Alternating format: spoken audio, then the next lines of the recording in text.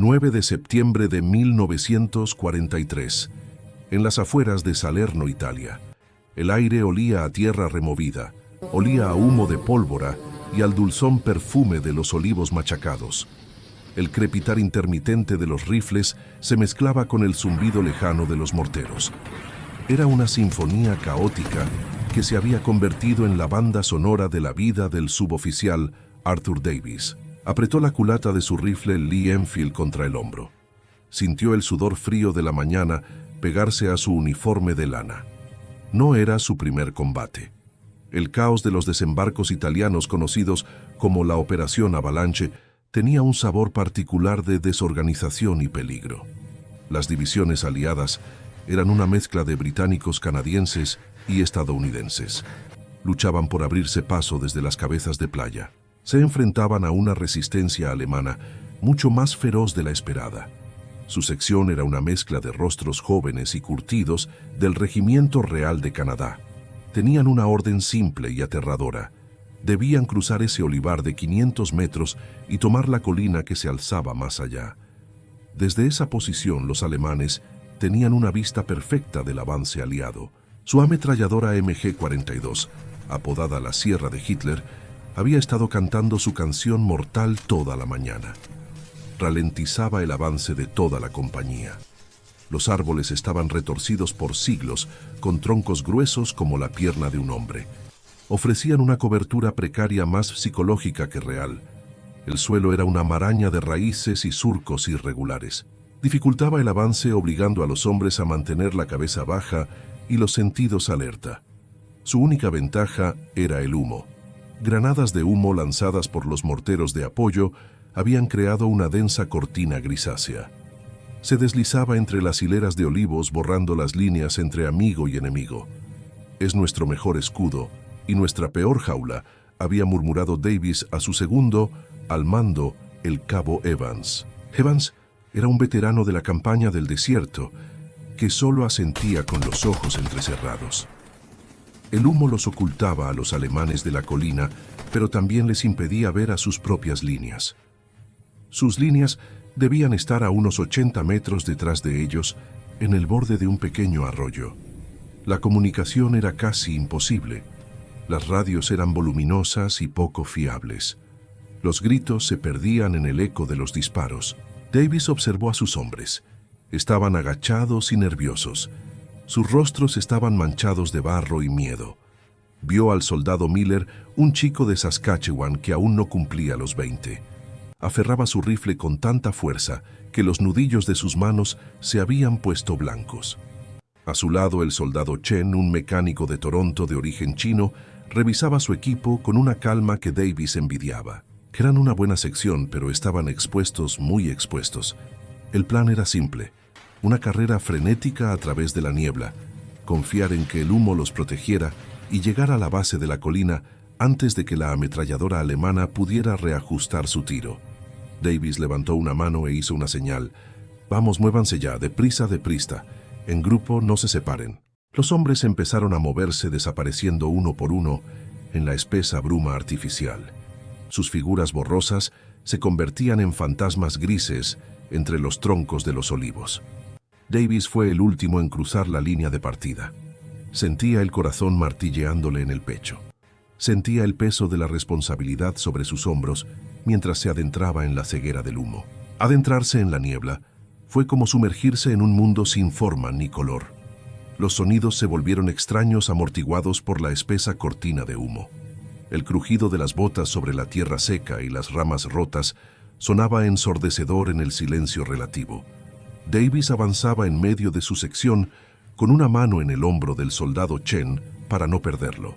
La otra mano estaba firmemente sujeta al rifle. El aire era denso y difícil de respirar, irritando los ojos y la garganta. A unos 50 metros de la entrada del olivar, la tensión era palpable. Estaban en el corazón de la zona de peligro, completamente a ciegas. El único sonido que debían escuchar era el lejano tableteo de la MG-42 alemana, pero ese sonido se había detenido. El silencio era peor. Significaba que los alemanes estaban esperando y escuchando. Fue entonces cuando el infierno estalló, pero no desde el frente. El sonido no fue el agudo y característico estallido de la ametralladora alemana. Fue un estruendo más profundo, más cercano. Era el rugido gutural de una Bren británica, y las balas no llegaban de la colina sino de atrás desde la dirección del arroyo, donde sus propias líneas debían estar. Racimos de tierra y hojas salían disparados de los troncos de los olivos a su alrededor. Un zumbido mortal pasó rozando la cabeza de Davis, que se lanzó al instante al suelo. «Agáchense. Es de atrás. Es de atrás», gritó con toda la fuerza de sus pulmones. Su voz estaba ahogada por el humo y el crepitar de las armas. El pánico se apoderó de la sección. Estaban atrapados en un abrazo mortal con fuego amigo por la espalda y el silencio amenazante del enemigo al frente. El cabo Evans, que estaba unos metros más a la izquierda, rodó hasta cubrirse detrás de la base de un olivo más grueso. «Nos están disparando, joder. Somos nosotros», aulló. Su voz se mezclaba con el grito de dolor del soldado Miller. Davis giró la cabeza. El joven canadiense estaba en el suelo agarrándose la pierna que se retorcía en un ángulo antinatural. La sangre oscurecía ya su pantalón. El soldado Chen, con una sangre fría asombrosa, ya estaba a su lado, intentando aplicar un vendaje de campaña, con las balas silbando sobre sus cabezas. Davis sintió una oleada de furia y desesperación. Se arriesgó levantándose lo suficiente para asomar la cabeza por encima de una raíz. A través de las grietas en el humo a unos 80 metros, pudo ver los destellos de los disparos de la ametralladora Bren. Eran los suyos. Eran los de la compañía de apoyo. No podían verlos. Para ellos cualquier movimiento en el olivar era un alemán avanzando. «Somos los canadienses, del regimiento real. Dejen de disparar», gritó Davis agitando una mano por encima de su cabeza. Fue un gesto inútil. El fuego no cesó. Si acaso pareció intensificarse, como si los artilleros al oír gritos en un idioma que no podían identificar, pensaran que se trataba de una treta alemana. Estaban completamente aislados, silenciosos para sus amigos, y visibles solo como blancos en una niebla de guerra. Cada segundo que pasaba, la probabilidad de que otro de sus hombres cayera crecía exponencialmente. Tenía que hacer algo rápido. El tiempo se distorsionó. Cada segundo se estiraba en una eternidad de plomo y terror. Davis permanecía pegado a la tierra con la cara apretada contra el suelo húmedo. Sentía cómo cada ráfaga de la Bren le arrancaba jirones de cordura a su alrededor. El grito de Miller se había convertido en un gemido bajo y doloroso.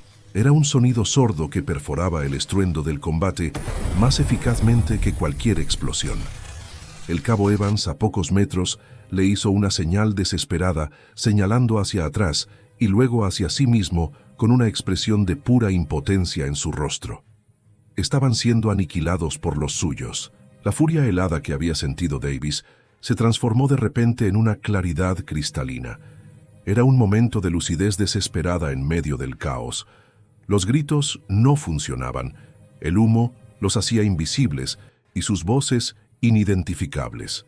Necesitaban una señal visual simple e inequívoca, algo que no pudiera ser confundido con una insignia alemana, algo que sus propios hombres entrenados para reconocer patrones pudieran ver y comprender al instante. Sus ojos se deslizaron por el equipo de Miller que Chen seguía atendiendo.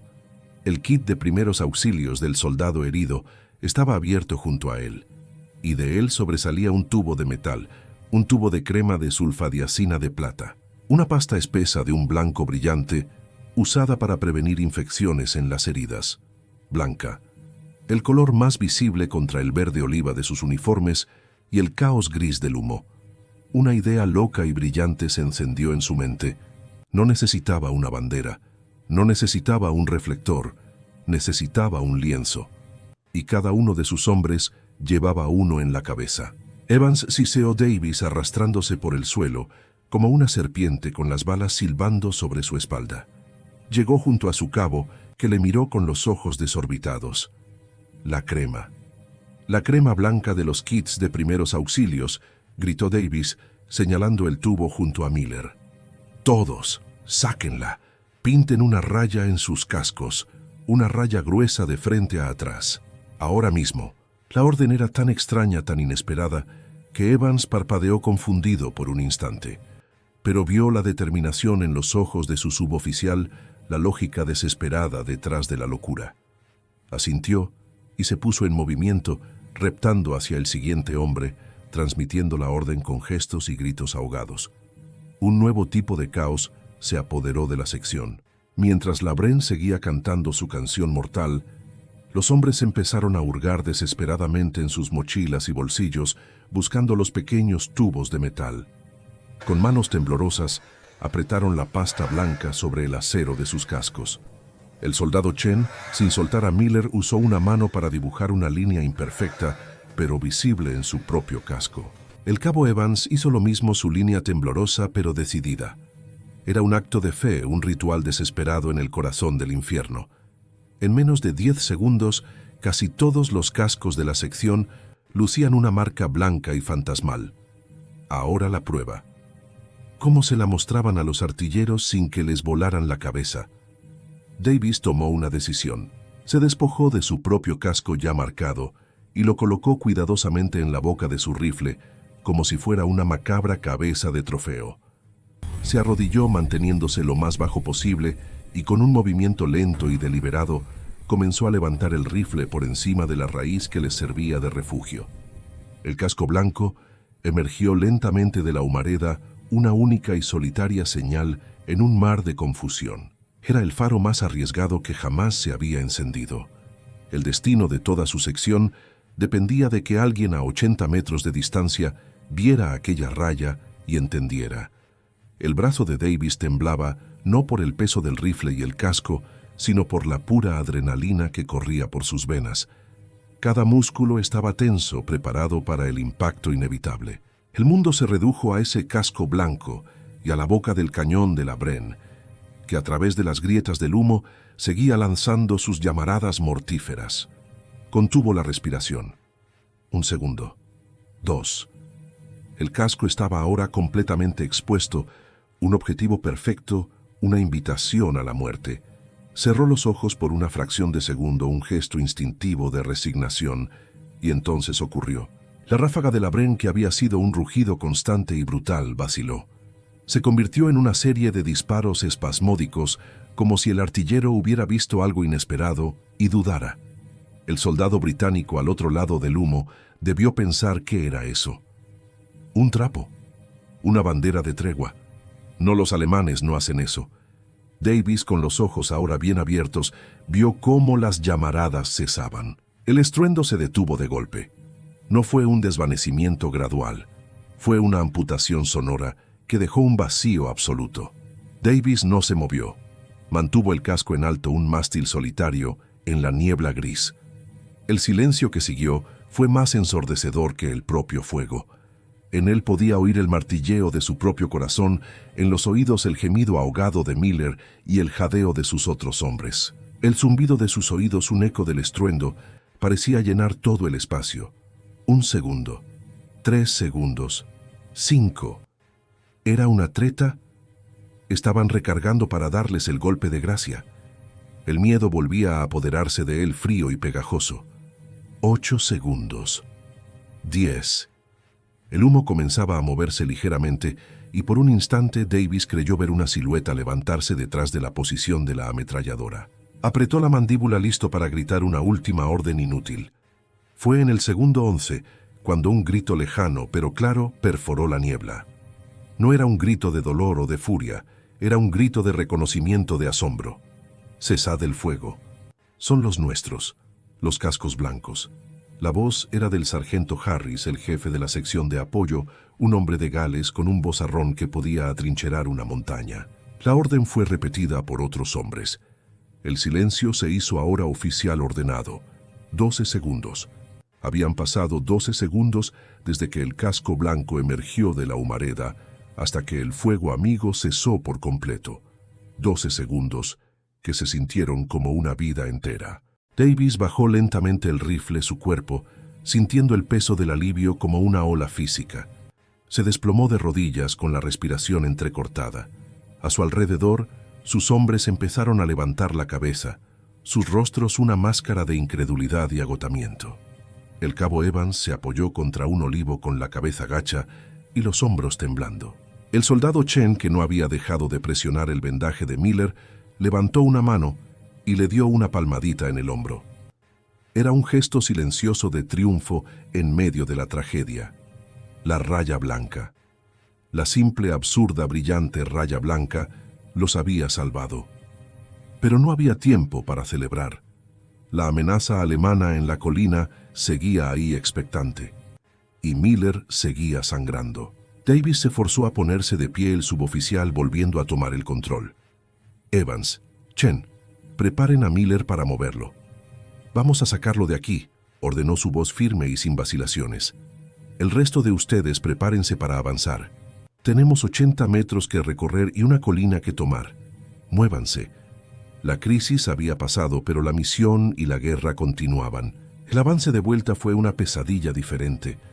Ya no corrían del fuego de sus compatriotas, sino que se arrastraban bajo la mirada silenciosa del enemigo. El cabo Evans y el soldado Chen improvisaron una camilla con 2 fusiles y el chaquetón de Miller. El peso del joven herido era un ancla de carne y dolor que ralentizaba cada paso. Cada crujido de ramas, cada piedra desplazada, parecía un trueno que podía despertar a la ametralladora alemana en la colina. Davis iba al frente con su casco rayado bien visible y su rifle listo. El resto de la sección cubría la retirada con sus ojos fijos en la loma, esperando el estallido que los aniquilaría. A medida que se acercaban al borde del olivar, la cortina de humo se volvía más delgada. Las figuras de sus propios hombres se recortaban contra el cielo gris junto al arroyo. Vieron a la sección de la Bren y por un instante el pánico regresó. Pero entonces algo increíble sucedió. Los artilleros los vieron. Vieron las rayas blancas en sus cascos. En lugar de levantar sus armas, bajaron los fusiles. Algunos incluso empezaron a gritar animándolos. «Rápido, muchachos, casi estáis. Adelante». La señal había funcionado a la perfección. La raya blanca se había convertido en un salvoconducto. Atravesaron el arroyo y cayeron exhaustos al otro lado. El sargento Harris corrió hacia ellos, su rostro ancho una máscara de horror y alivio. Se arrodilló junto a Miller, que ahora estaba pálido y sudoroso, pero consciente. «Por todos los santos, Davis. Creí que los habíamos matado a todos», murmuró Harris, sin apartar la vista de la herida del soldado. «Casi lo consigues, sargento», respondió Davis, incorporándose y limpiándose el barro de la cara. Luego señaló su casco. «Esto nos salvó. Una simple raya de crema antiséptica». Harris miró los cascos de los hombres de Davis, luego los de su propia sección. Su expresión cambió de la culpa a la comprensión, y de la comprensión a una decisión inmediata. Se puso de pie y se dirigió a sus hombres con su vozarrón de sargento. «Escuchad bien todos vosotros. A partir de este momento, cualquier unidad que cruce esa zona de humo pintará una raya blanca en sus cascos. Es una orden directa. No quiero volver a dispararle a un solo hombre nuestro». «Entendido». Un coro de «sí, sargento» resonó en la orilla del arroyo. La lección se había aprendido en sangre, pero se había aprendido. Mientras los médicos se llevaban a Miller, Davis se apoyó en un árbol y miró hacia atrás, hacia el olivar, que casi se convirtió en su tumba. La misión de tomar la colina había fracasado por ahora, pero su sección estaba intacta, salvo por una baja, y habían dado al ejército una herramienta inesperada, una solución de bajo costo a un problema mortal.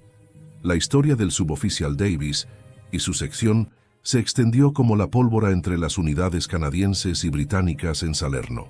En los días siguientes, más y más cascos comenzaron a mostrar una raya blanca pintada a toda prisa. No era una doctrina oficial, no salía de ningún manual de campo, pero en el caótico campo de batalla italiano se convirtió en una leyenda. Un truco simple nacido de la desesperación que demostró que en la guerra a veces la diferencia entre la vida y la muerte no es un arma sofisticada, sino una idea brillante y un poco de pintura blanca.